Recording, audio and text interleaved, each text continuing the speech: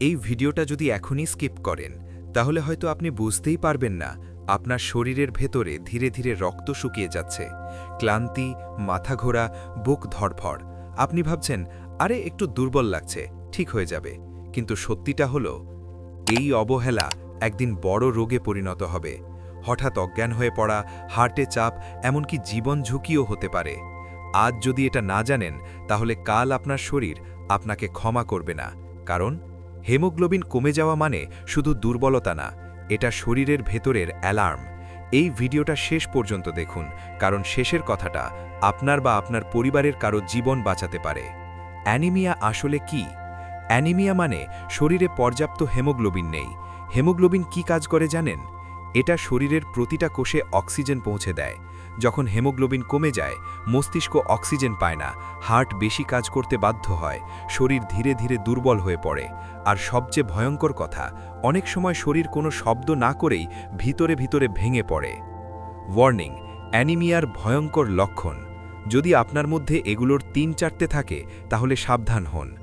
সারাক্ষণ ক্লান্ত লাগা, মাথা ঘোরা, শ্বাস নিতে কষ্ট, বুক ধড়ফড় করা, হাত পা ঠান্ডা হয়ে যাওয়া, নখ ভেঙে যাওয়া, মুখ ফ্যাকাশে, চুল পড়া, মনোযোগ কমে যাওয়া। অনেকে বলে এগুলো তো নরমাল। না, এগুলো নরমাল না, এগুলো শরীরের এসওএস সিগন্যাল। সিবিসি টেস্ট কেন জরুরি? একটা ছোট্ট test, CBC, complete blood count. এই রিপোর্টে দেখা যায় হেমোগ্লোবিন কত, আরবিসি ঠিক আছে কিনা, শরীর নতুন রক্ত তৈরি করতে পারছে কিনা। যদি হেমোগ্লোবিন 5.5 বা 6 বা 7 হয়, এটা অত্যন্ত বিপজ্জনক। এই জায়গায় এসে শুধু অবহেলা না, অজ্ঞতাও বড় শত্রু। বড় ভুল যেটা সবাই করে, অনেকে ভাবে আমি তো ভালো খাই, তাও কেন অ্যানিমিয়া? কারণ আয়রন খাওয়া, আয়রন শোষণ হওয়া, রক্ত তৈরি হওয়া, এই ৩টে এক জিনিস না। আপনি আয়রন খাচ্ছেন, কিন্তু যদি ভিটামিন সি না থাকে, আয়রন শরীর শোষণই করবে না। ন্যাচারাল রেমেডিজ, ঘরে বসে রক্ত বাড়ানোর উপায়। এখন মন দিয়ে শুনুন, এগুলো নিয়ম মেনে করলে শরীর নিজে থেকেই রক্ত বানাতে শুরু করবে। সবুজ শাকসবজি, গ্রিন লিফি ভেজিটেবলস, পালং শাক, সর্ষে শাক, মেথি শাক, লাল শাক, এগুলোতে আছে iron, folic acid plus antioxidants. সপ্তাহে কমপক্ষে 5 দিন খাবেন। ভিটামিন সি, আয়রনের বেস্ট ফ্রেন্ড। আয়রন তখনই কাজ করে যখন ভিটামিন সি থাকে। খাবেন আমলকি, লেবু, কমলা, পেয়ারা। আয়রন রিচ খাবারের সাথে ভিটামিন সি নিলে রক্ত তৈরির গতি দ্বিগুণ হয়। কিশমিশ প্লাস খেজুর, ম্যাজিক্যাল কম্বো। রাতে 7-8টা কিশমিশ, 2টো খেজুর জলে ভিজিয়ে রাখুন, সকালে খালি পেটে খান। বহু মানুষ 30 থেকে 45 দিনে হেমোগ্লোবিন বাড়তে দেখেছে। বাদাম ও বীজ, বাদাম, কাজু, তিল, কুমড়োর বীজ, এগুলোতে আছে iron, B complex plus healthy fat. B complex কেন এত জরুরি? অনেকেই শুধু আয়রন খায় কিন্তু ভুলে যায় ভিটামিন বি12, বি6, বি9 ছাড়া রক্ত তৈরি হয় না। যাদের হাত পা ঝিনঝিন করে, মাথা ভার লাগে, মনোযোগ থাকে না, তাদের ক্ষেত্রে বি কমপ্লেক্স ঘাটতি খুব সাধারণ। যে ভুলগুলো আজই বন্ধ করুন।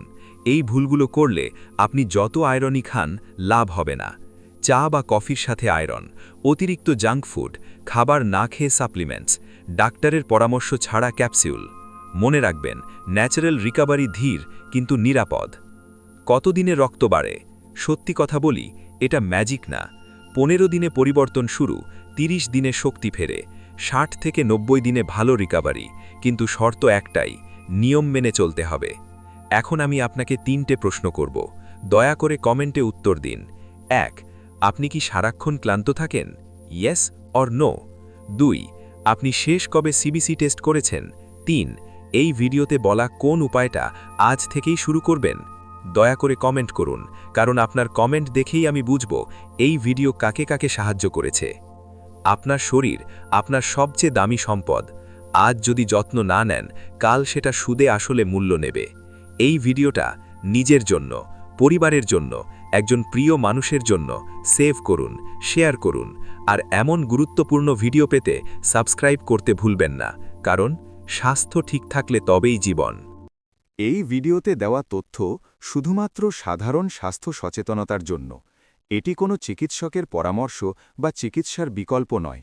আপনার শরীরের কোনো সমস্যা থাকলে বা ওষুধ সেবন করলে এই উপায় অনুসরণ করার আগে অবশ্যই ডাক্তারের পরামর্শ নিন।